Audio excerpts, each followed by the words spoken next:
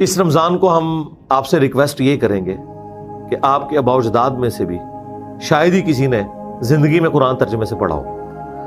تو اس رمضان میں اگر آپ اعتکاف کا ارادہ رکھتے ہیں یا نہیں رکھتے، دونوں صورتوں میں بجائے یہ کہنے کہ میں نے اتنے قرآن ختم کیے، آپ فخر سے یہ کہیں ایٹ دا اینڈ آف رمضان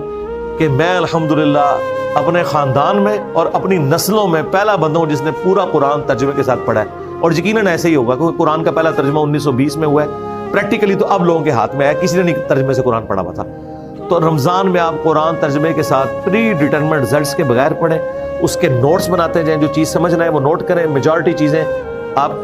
توحید کے حوالے سے، عقائد کے حوالے سے، یہ ساری کی ساری چیزیں اپنے پاس نوٹ کریں اور اپنے آپ کو قرآن کے سامنے پیش کر دیں۔ اگر آپ کے پہلے کوئی اور عقیدہ تھا، اب آپ یہ دیکھیں اس عقیدے کو چھوڑیں، وہ عقیدہ فالو کریں جو قرآن کے اندر ہے۔ اور میں آپ کو مشورہ دوں گا، قرآن کا سب سے بیسٹ ترجمہ مولانا مودودی کا ترجمہ ترجمان القرآن والوں نے پرنٹ کیا ہے، ایک صفحے پہ عربی ہے، ایک صفحے کے اوپر اردو ہے۔ تو اگر صرف اردو بھی پڑھنی ہے آپ نے، لوگ کہتے ہیں جی عربی کا ثواب ہوگا، اردو کا 10 گنا زیادہ ہوگا، کیونکہ اس سے آپ کی آخرت بننے والی ہے۔ آپ اس چکر میں نہ پڑھیں، آپ قرآن کو ایک دفعہ پڑھیں۔ اور عربی لنگوسٹک کا سوز و گداز اگر اردو میں کسی نے ٹرانسلیٹ کیا ہے، مجھے چونکہ قرآنک عربی آتی ہے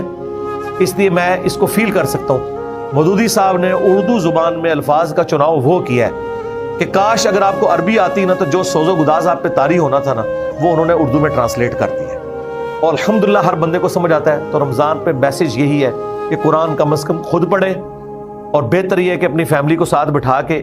روزانہ بھلے آپ ایک رکوع ہی پڑھ لیں، تو سورۃ البقرہ بھی کور ہوگی تو آپ کو قرآن کی اوورال تھیم پتہ چلے گی انشاءاللہ۔ ٹھیک ہے جی، جزاکم اللہ خیرا، سبحانک اللہم وبحمدک، اشہد ان لا الہ الا انت، استغفرک واتوب الیک، وما علینا الا البلاغ المبین۔